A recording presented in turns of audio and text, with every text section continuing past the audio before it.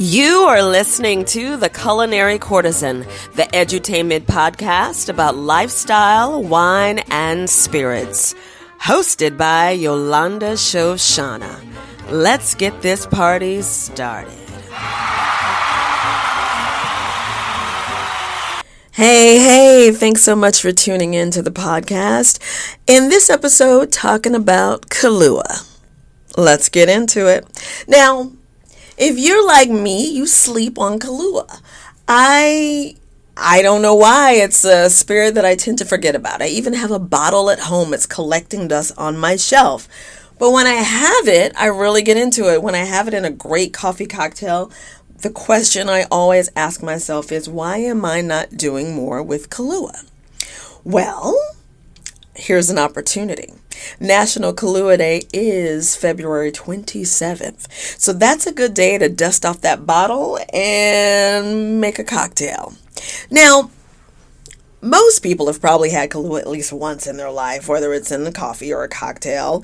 And some of you have probably even had a bad Kahlúa experience, because let's keep it real. Who hasn't had a bad Kahlúa cocktail, right? So we know it's a coffee liqueur, but what exactly is it? Well, it's a combo of rum, coffee, sugar, and vanilla bean, which is a traditional Mexican ingredient. Kahlúa is made in Mexico and dates back to 1936 and was exported to the U.S. in 1940. If you haven't had it, think sweet and rich coffee flavored liqueur, and it adds pop to your cocktails and to your desserts.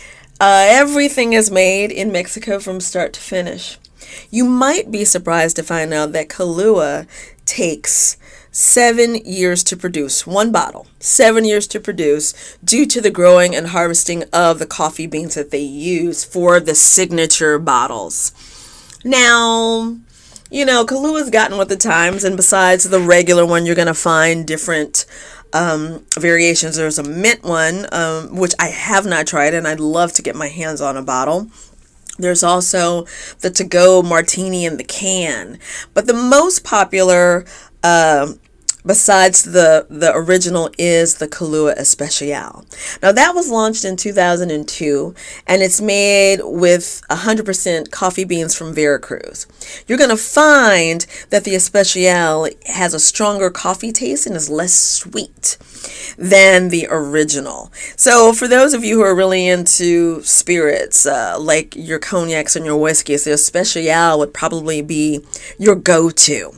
The Kahlúa Especial is 36% proof, while the regular is 20% proof.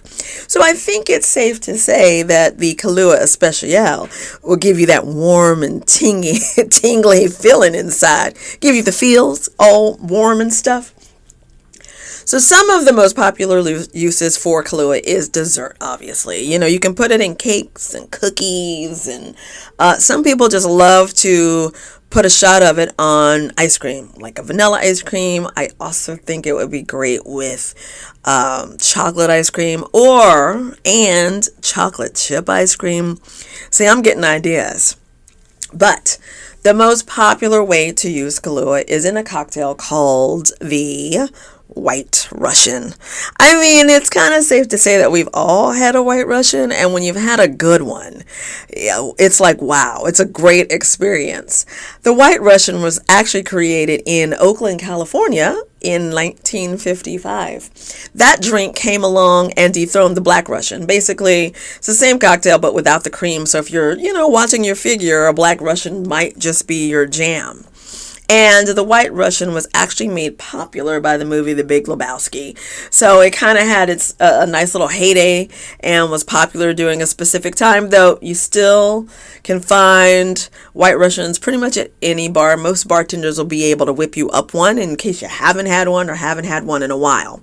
Now, our Canadian friends love a Kahlúa drink called the B52. Now, I know it's been a while since I've had one of those, so I may have to revisit that cocktail myself, but it's their way of really enjoying Kahlúa. So, if you've been sleeping on Kahlúa like me, and if your bottle's been collecting dust, it's a good time to take it off the shelf and enjoy it on February 27th or after that, anytime. And since it's still a little chilly in some places in the US, it's a good time to have it to warm yourself up, or a good way to wake yourself up on the weekend.